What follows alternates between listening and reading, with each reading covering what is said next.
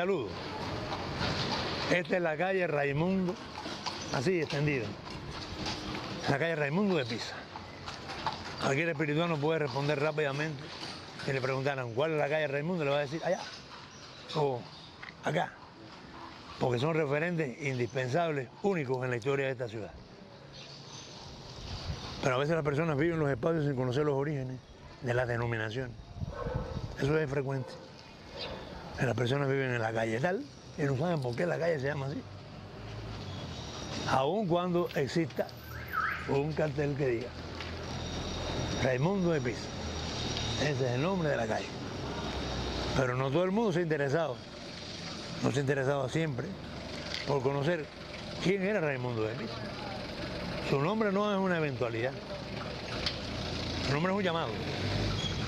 Un llamado a no olvidar que hubo personas importantes, porque las calles, los nombres de las calles, ofrecen o la circunstancia vital de una persona o significan un acontecimiento, un suceso indispensable que no puede ser olvidado. Y Raimundo de Pisa fue en Santo Espíritu, para Santo Espíritu y para la historia de Santo Espíritu y su memoria, un maestro fundador. Y hoy yo quiero hablar acerca de los maestros fundadores, sobre todo porque yo estimo que la historia de Santo Espíritu sí se cuenta, pero la historia de Santo Espíritu en muchas ocasiones está atomizada, en otras ocasiones insuficientemente integrada. Y hay que integrar más información, porque si algo es importante en la vida de las personas, si algo es muy importante es la educación. Y yo estimo que la historia de la educación en Santo Espíritu todavía está, aunque se ha escrito, pero está insuficientemente difundida. Y hay que buscar los diferentes soportes para conseguir que esa historia se pueda conocer de una manera mucho más extensiva, de que muchas personas, miles de personas, puedan entrar en contacto con algo que formó parte de su quehacer y de su memoria. Eso a veces ha faltado. No puedo, por lo tanto, hablar de todos los maestros que han sido importantes en la historia de Santo Espíritu. Eso es imposible, no es posible. Pero sí quiero mencionar algunos nombres. Con esta confesión quiero destacar, significar el nombre de algunos que representaron esencia en la historia espirituana desde la perspectiva educacional. Y cuando hablo de alguna persona, no estoy aquí por una eventualidad, no, es que allí, en ese espacio, hoy manifiesta una situación deplorable, pero en definitiva es el espacio que albergó dos proyectos, uno individual y otro colectivo. Uno fue la vida de Raimundo de Pisa, que vino allá de Mallorca, que compró territorios aquí, ese pequeño terreno, que levantó su casa, que fue su casa, que fue su proyecto individual. Levantar una casa, tener un lugar donde vivir, que fue ese lugar. Pero lo otro, lo que es principal, más allá de que construyó una casa para vivir, es que ella tuvo su escuela, donde vivió, enseñó.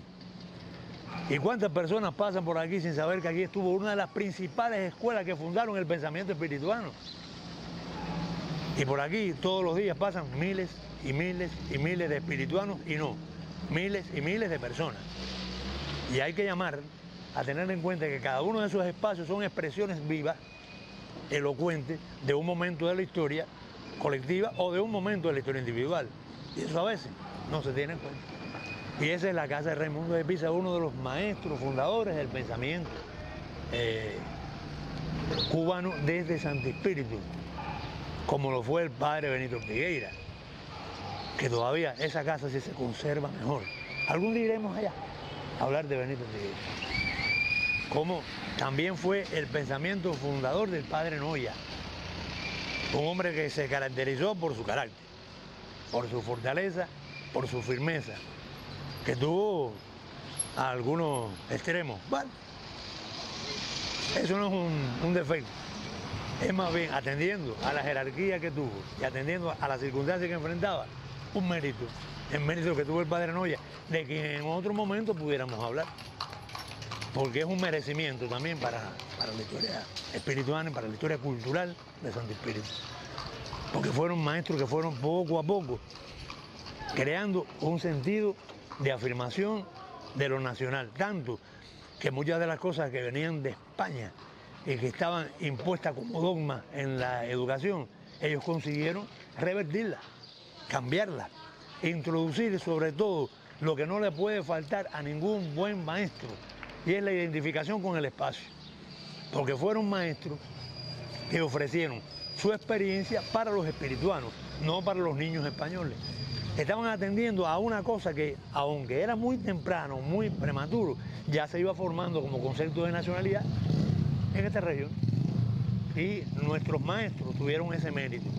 Y digo, nuestros maestros, no solo los espirituanos, los maestros en Cuba, que consiguieron poco a poco crear un sentido de afirmación y de respeto a los procesos identitarios.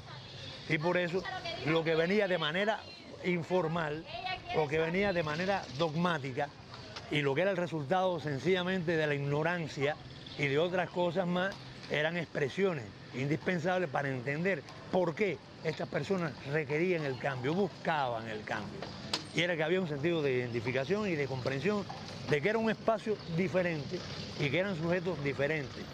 Y como eran también personas libres, personas que habían conseguido independizar su pensamiento creativo, porque la educación es un pensamiento creativo, como se habían identificado poco a poco con los valores de la cultura y con los valores del sujeto que se había ido poco a poco gestando, fueron entonces rompiendo poco a poco con esos dogmas y fueron poco a poco también introduciendo otras maneras. Yo quiero también decir que, sobre todo a principios del siglo XIX, el obispo Espada, que estuvo por aquí, por estos barrios, y estuvo por las lomas también, identificándose mejor con Santo Espíritu, ejerció un papel importante a la hora de ofrecer una manera diferente de ofrecer, de impartir las clases, de ofrecer la docencia, de establecer ese diálogo indispensable entre los maestros y los alumnos. Por eso hombres como Serafín Sánchez, como Honorato del Castillo,